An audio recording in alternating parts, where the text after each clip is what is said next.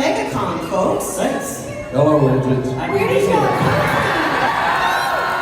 There's an extra chair. I feel like you should be in the middle. Do you want to sit in the extra chair? I might take both. Great. I take both. Stretch out. Whatever you need to do.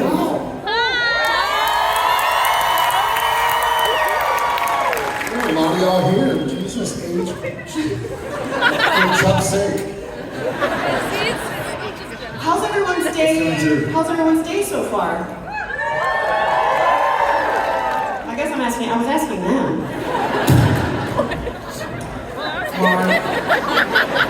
Mark, what did you do? That's how the day's going. No, we're gonna throw shirts later. Don't throw the mics yet. Don't throw the mics yet. Who can catch? Yeah, they throw shit. So, Hey, who's from the Orlando area? Hands up who's not from the Orlando area. I don't speak Scottish. What was that? It's a need to know basis only, you don't need to know. I still don't speak Scottish. so folks, I've got a few questions for you, and then we also have some pre-submitted fan questions that we're gonna have for you guys. But I'd love to start off and just ask each of you, give me one word to describe how you woke up feeling today, and one word of how you feel like you want to end today. I'm gonna start. I'm gonna steal this. I love it. Really, okay. First and foremost, children, cover your ears. Fucking thank y'all. Thank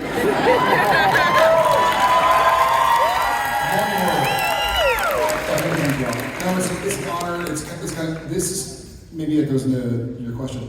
I feel so honored and flattered. It feels like a different world to kind of be like, wait a second, we're now roughly 5 years from the end of the show, and to come here and to see people for the last 3 days, 3.5 now, who have met dear friends and shared this journey with their family members and friends, and to still see y'all coming out. And I know a lot of y'all are here for Pokemon, I am too, no joke. But it's really, really special. So on a human level, thank you all for caring about that.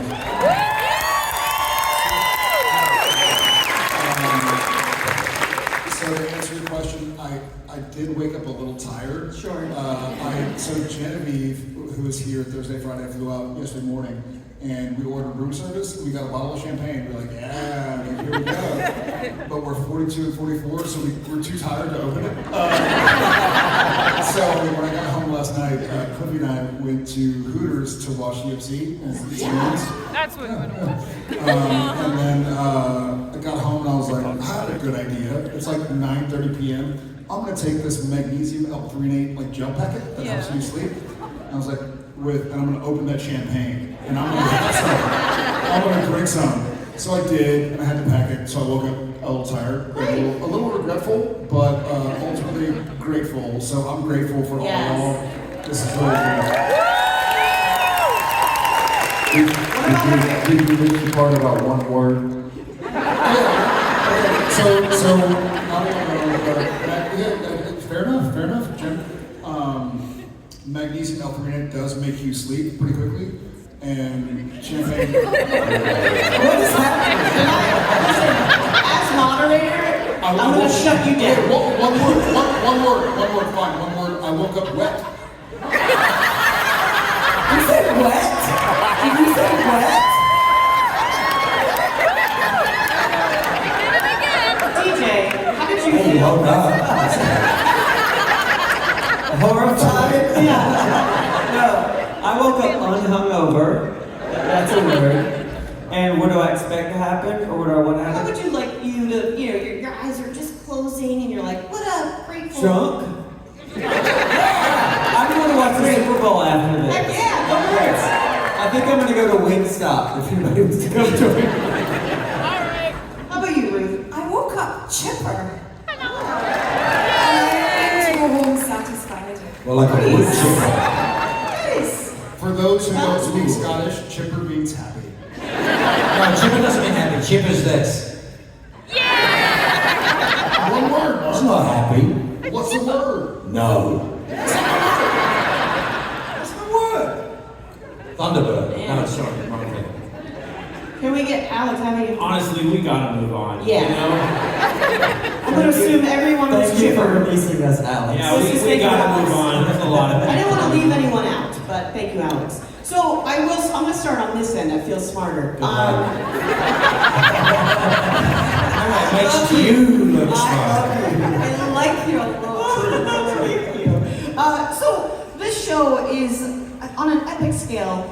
When you got to become a part of this family, how has that sort of changed your trajectory of life? Like, what has that done for you? Because obviously there's these fans. You have this family up here. Like, how has this changed your life? This is the single job that changed my life the absolute most. All of my best friends are from this show, and my partner is from this show. Like, I'm married to this. So it's so crazy to look at like what my life is like now, and it's like, you know that movie Sliding Doors where Gwyneth Paltrow has a nice haircut and she makes the train and does a bad one. Like I think about that all the time. What would have happened if I didn't do this show? Right. I went from being a terrible mother in the show to actually being a mother because of the show. It's been the gift of my life. Yeah, it's wonderful. Congratulations. Oh, wow. Thank you. Yeah. Aww. Real thank you. Real. You guys, this is amazing. Alex. Don't have any kids, so I'm real thankful about that. That's fine.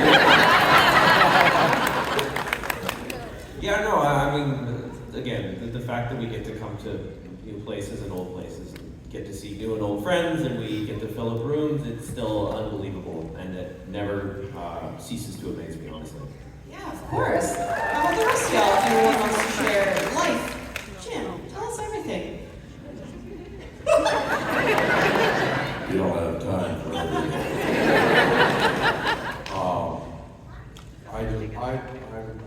I'm very grateful that I got to, I got to work with these people, and I got to grow old with this show, which was easy because that's how I started.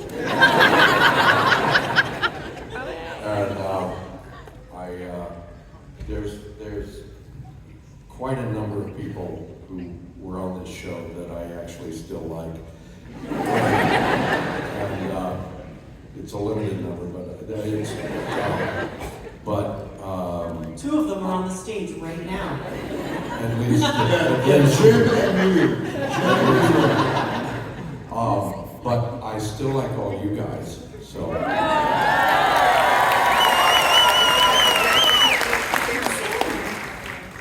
It's almost exactly 20 years since my audition for Supernatural. Amazing. Wow. And I've known you this whole time, Jared, for most of that time. And just to think of how my life has grown and changed in that time, and the people I have continued, all of these people who have collected along the way in my life. For an audition where I died in the first 90 seconds. Our audition was this. Nobody did it better. Except Adrienne, equal. The fact that I'm still sitting here and you're still sitting here is beyond, it's hard to wrap my head around. I'm just grateful. Thank you. Your turn. How's your life changed? Are you serious? Yeah. No, she's fucking around. Well, I did when I joined the show. All of us just died for fake. Married, extra kid. I mean, I wish I'd died in the first 90 seconds, to be absolutely honest. I came for one episode. all wish you I know! I came for one episode! If I'd have known what was going to happen. Damn talent. Good journey. I don't know. Should we move on to Jared? Yeah. Next question. The truth of the matter is, in all my years, Jim will back this up, we've been lucky enough to do some extraordinary television and features and stuff in our life, but there has never been anything like this. It doesn't exist anywhere else. I've been lucky enough to be in a lot of shows that have huge followings, you know, Who and Star Trek and all sorts of other things that like that, Battlestar and stuff. But this is different. This has always been different. And what it is it's the connection between the people that love the show and the people that make the show. And from day one, I saw that the people that make the show cared as much about the show as the people who love the show. And that's what makes it so real. Yeah.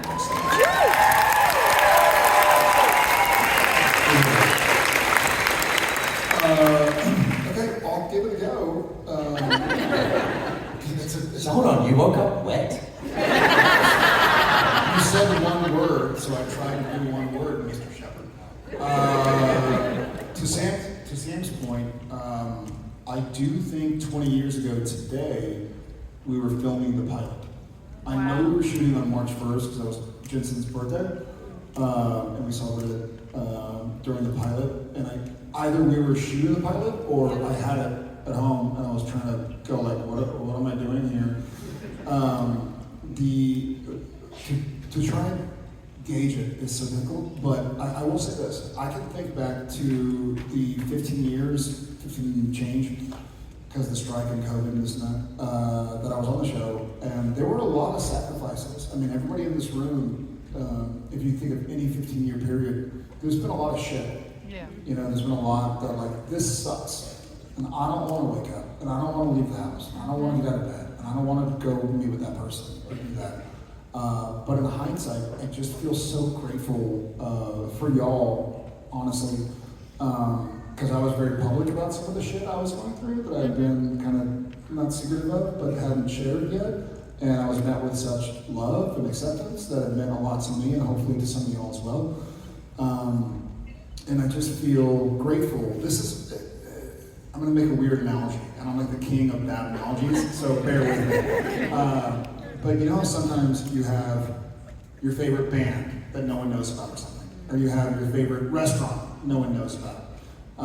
And you can walk in, get a table, like happy hour on a Friday, like cool, like this is my favorite place anyways. And then when people start finding out about it, you're like, shit! This feels the opposite. Honestly, this feels like the more, like you've been saying to everybody, you gotta watch this, you gotta listen to that, you gotta eat there, you gotta root for this team. And the more people that join, it's like a rising tide raises all boats. And so when I meet people that met best friends because they liked the show, or they went to a con together, or they met out on a Reddit thread, like my heart grows bigger every time. So again, wet and gratitude. That was a great analogy. They got them all wet. I'm gonna start a band called Wet Gratitude. Someone make a shirt, I'll wear it. No, it's true though, because we all have our comfort shows, and sometimes a lot of other people watch those, and sometimes they don't. But like when I started watching this, and because of my anxiety, it is a show I'd like to put on something that I know what's going to happen. I can probably recite the lines because it makes me feel comfortable and safe. Is this anyone else's like safe show? It does so much for that. So we appreciate the work y'all did. Like it just, I love it. Even though it's like the most horrifying show some episodes. I was gonna say, you're safe is not my safe. I like Golden Girls. Like that's This show has an enormous number of disembowelings for a city. That's where I feel most safe.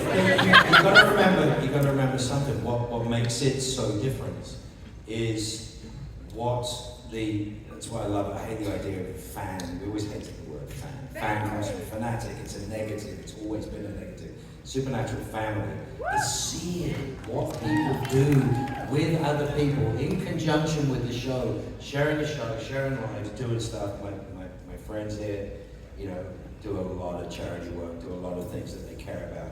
It's enormous, but you guys make it bigger. It's not a normal thing. It's a wonderful antidote, as far as I'm concerned, to the craziness in the world. You know, our mental health struggles. We're all vocal about it. We are very vocal about it. You know, you can be famous and in the news and whatever, and nobody knows anything about you. And the truth is, we've been around doing this for so long. They pretty much know most of it. You know, we've been through it quite Hard to hide. Hard to hide. Absolutely, it's hard to hide. But we are so, Steve, right? We are so grateful that it's taken us all together, you and us, on this journey. And there's new people. That's what blows my mind. For sure. The streaming is so helpful because 10-year-olds can now become fans, and that's what's Who's letting their 10-year-olds watch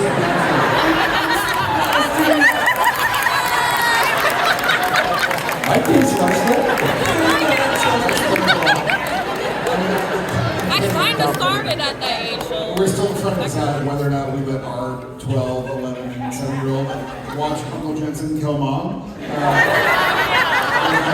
Skip that one. At this point, we have a family. We film here, and then on stage and on camera, there are these talented, wonderful, beautiful people, and Mark Sheppard, who just all. Who all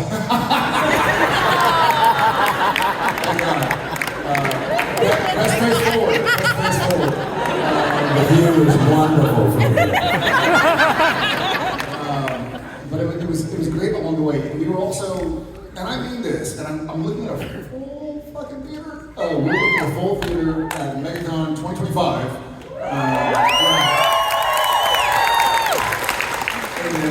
And there were several years of our lives where we didn't know if we get another season.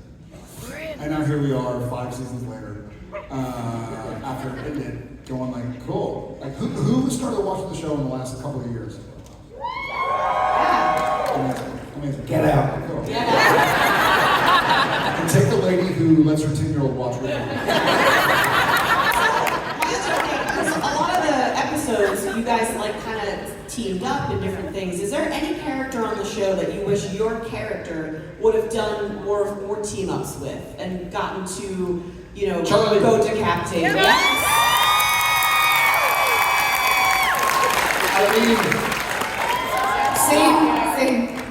Same for you? Same, yeah. Charlie, Felicia and I actually talked about going and filming our road trip just by ourselves.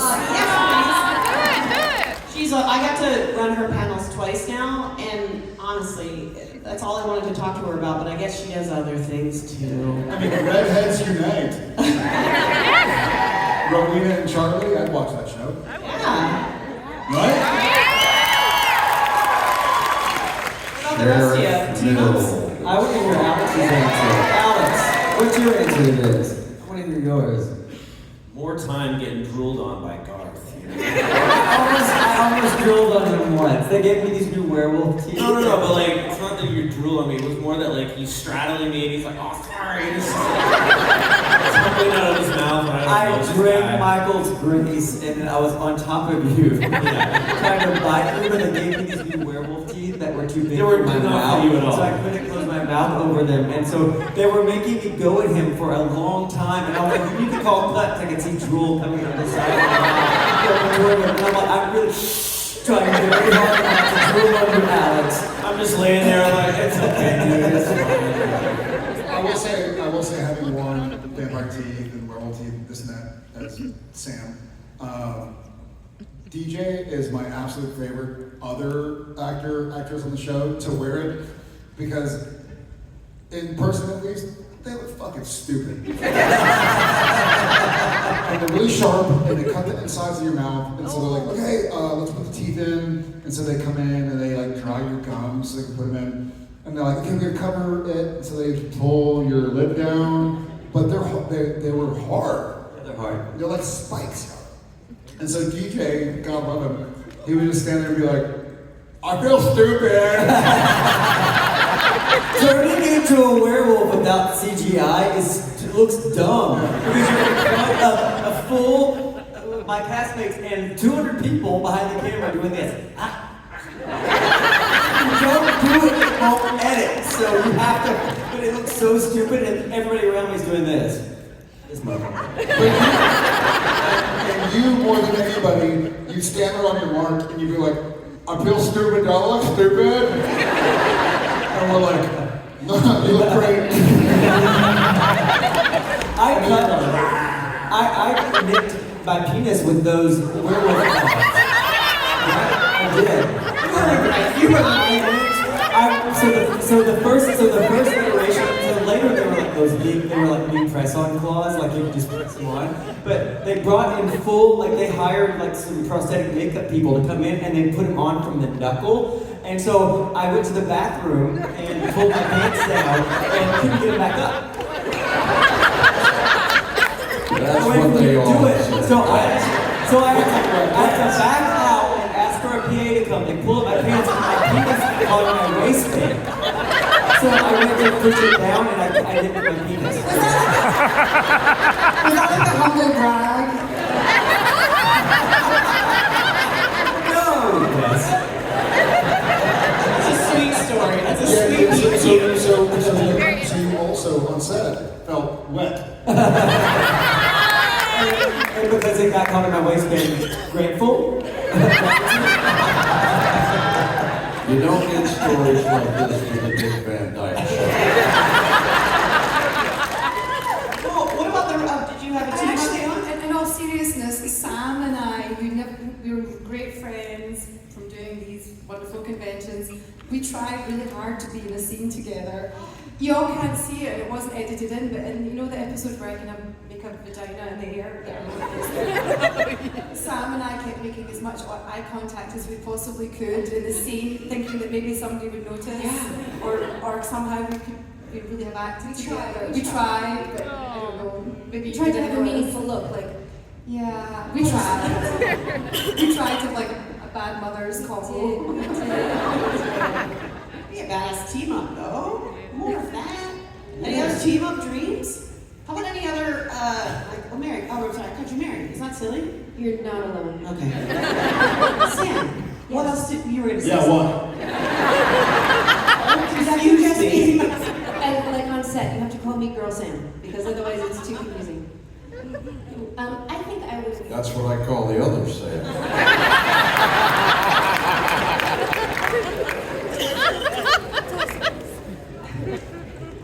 I think I would have liked to have more scenes with Jeff. Oh, yeah. Well, besides werewolf team, did anyone else have mishaps with your, like, because a lot of times you're doing spells, you're doing crazy things. What are some mishaps that may have happened on set? Please share everything. I think some of mine made it to the gag reel. Yeah. I broke my hand, I ripped my pants.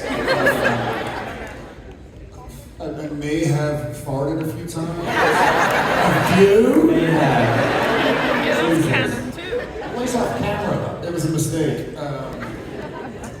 Yeah, they were constantly, I think, poor Alex and Jim certainly suffered the wrath of my silliness. There was a point in time where Bobby Singer is in a hospital bed, and his feet are down there, and Sam and Dean are at the end, and they're explaining this case or something. And so it's on Jim's face, and he's just laying in bed, he can't do anything. And so I gradually, his head's over there, he's looking, the camera's looking at him. And so I start pulling his sheets up, and his little toesies. And so I go and I grab his big toe, his toenail, and I start squeezing it, trying to get a reaction. There's nothing. And so I get my other hand to like support my current hand, and I'm like, this fucking dude won't break. He's sitting there, he's like, well, sounds like a roo-roo. Maybe call Rufus and he'll let you know what's what. We get through the scene, and I'm sitting there, and I'm like dripping sweat because I'm working so hard. And then finally, we're like, okay, cut. And Jim looks up and he goes, you fucking idiot. I remember it every time. And then with Alex, he was new on the show, not brand new. But You nearly killed him. You nearly suffocated him. Let's tell the truth. Oh yeah. But it was like,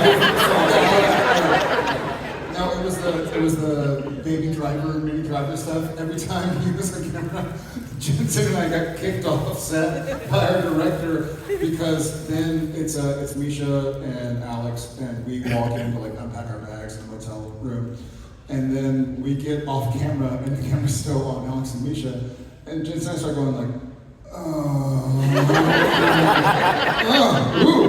the camera's still on them, so finally Nina Lopez-Corrado, who I adore with all my heart, our director. Oh yes. she's like, hey, Jensen, Jared, y'all are wrapped. And we're like, really? What? Like, yeah, go home. We can do the rest of that. And I'm like, but wait, aren't we the leads of the show? She's like, get out of here. You guys were actually so good at your jobs that we needed you offset. Got to the point where like sometimes we'd be like, you know, you guys have to do a press something, or Jared and Jensen would leave, and they'd be like, is it okay if we just use like a piece of tape? I'm like, I'm begging. Please. Or they'd be like, Jared has to make a flight, he's gonna see his family. I'm like, fucking send the guy home, please. And then they leave and everybody on set would be like, you know, less laughs, but let me tell you, we made those days. Well, I have some lovely pre-requested fan questions, and so I want to be able to get to a couple of these. And I actually love this one. This is from Jordan Miller from Jacksonville. Jordan, are you here? No. So these were submitted on the internet, so I just like to check just in case. But if your character could have any other completely different profession, what do you think your character would do for a living? And that's just you shooting. Gynecologist.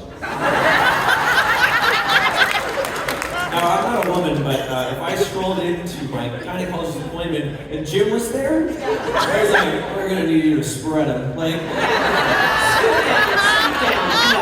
I don't know how you feel. Anyone else's character have a dream profession? I think I'd be a great teddy bear doctor. Teddy bear doctor. I don't know what Crowley would do. Or a yoga teacher. Well, it's all kind of. I'm very big. Nothing. Don't show your 10-year-old. Yeah, the character. Yeah. Or you. What else would you love to be, Sam? Like in real life? You can choose either. Now I've opened it up. You can choose what you would do besides this or your character. Well, they're kind of related. If it were me, Sam, I would probably be an architect. Oh. And if we're married, she'd probably run like the stock room at Home Depot. You are very good at spatial planning and decorating. Very good. You guys don't know that, but what you've done to your house is so beautiful. Like, I'm so proud of you. That's awesome. You're doing it. You're doing it on a level. And killing it. And she's inviting all of you over to see. I think Rowena could have been a good diamond expert. Oh, yeah. And I think I would be a good diamond. That's good. I love diamonds. I probably Garth would be a guidance counselor. Like, he gives that kind of energy. And in real life, I would be an art dealer because I collect art and it's my biggest passion. Do you also do the art as well? No, I like it because I can't do it. Yes. You know what I mean? No, I do. It's fascinating. And also, it's a record of our experience as humans, right? So it's like, this guy did this, or this woman did this on this day, at this point in time. It's pretty dope. Have you seen any of the art down in Artist Alley with your faces on it? Is Insane. that insane? Like, Yeah, they're beautiful. And when we get given so many like beautiful drawings and paintings of ourselves. I saw somebody's calf with my face on it. Their calf. Oh, I thought you were like amazing. catheter. Like, I thought that's weird. That's catheter bag. Cat. I want to sell DJ out for a second here. Bear with me. It made me laugh so hard. And Jensen, we were doing maybe your first episode or something, and so I'm a large human. I used to be even bigger when I was like in my 20s and 30s and working out and eating a bunch.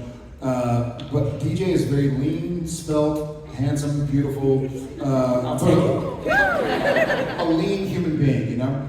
And so we were doing some sequence, and they bring in the stunt guys, and the stunt guys are all bigger than I am. And at the time, I'm like 6'5", 220, 230 or whatever. And so, like, Garth saves the day.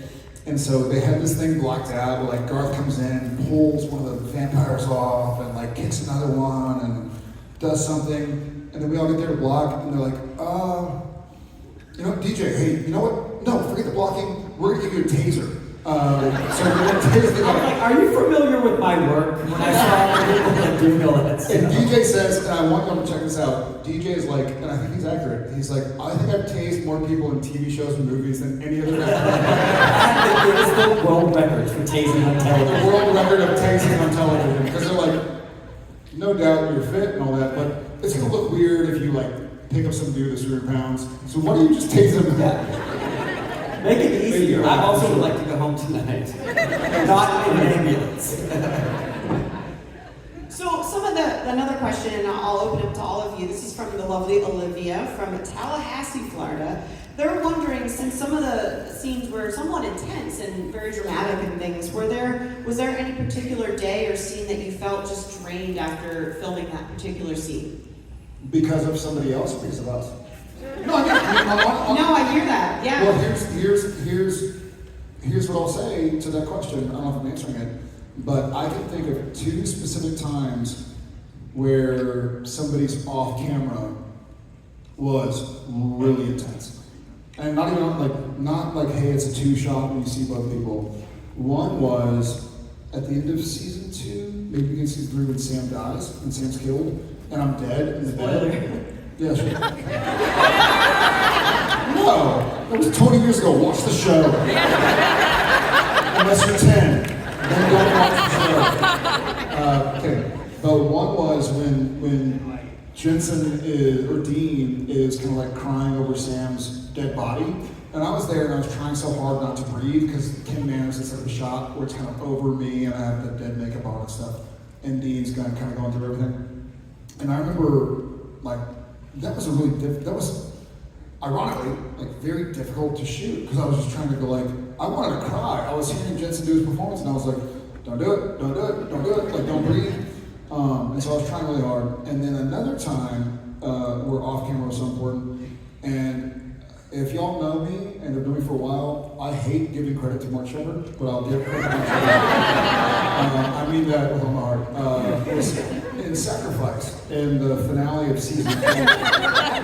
I mean it. He was, Sam's going through the trials and I was all jacked up. And he's tied up in a chair. And so I've never, in 25 years in the business, 500 episodes of television and some movies and whatever, I've never listened to music in between takes, but I wanted to like get there and feel it.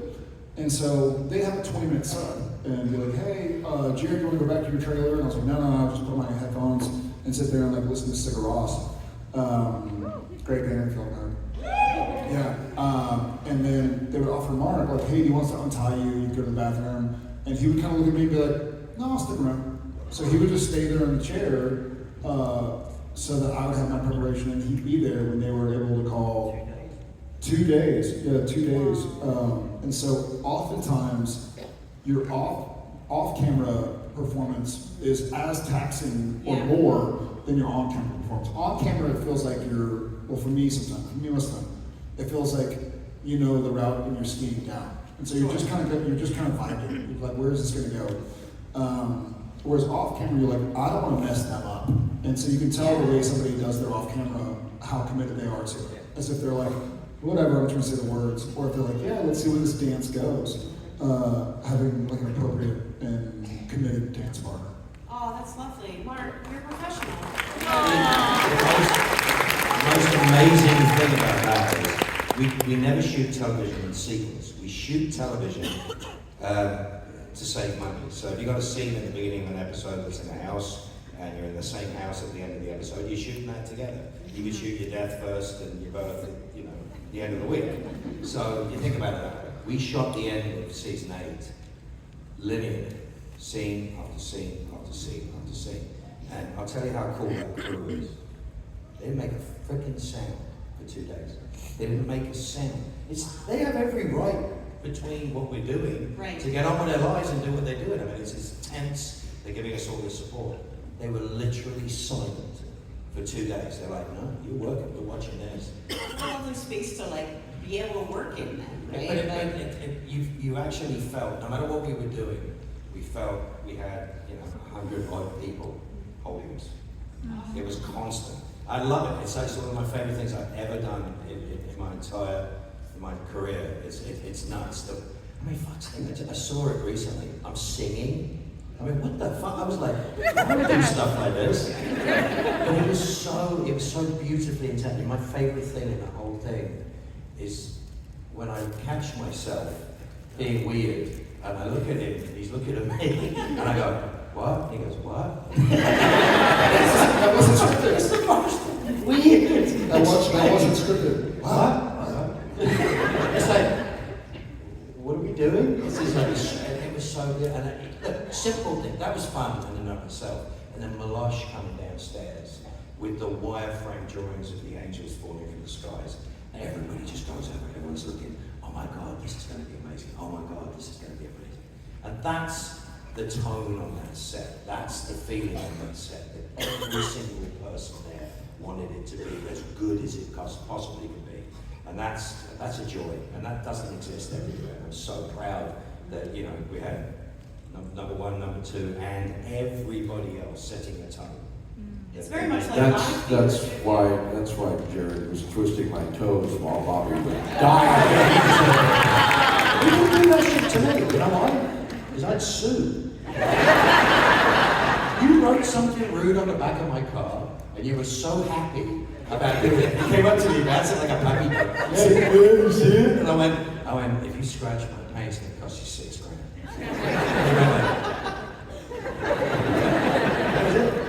Well, I'm glad you all love each other as much as we assumed you did. This is lovely. Even Jim's face, come on. You love each other. We love you. Can we give them a warm thank you?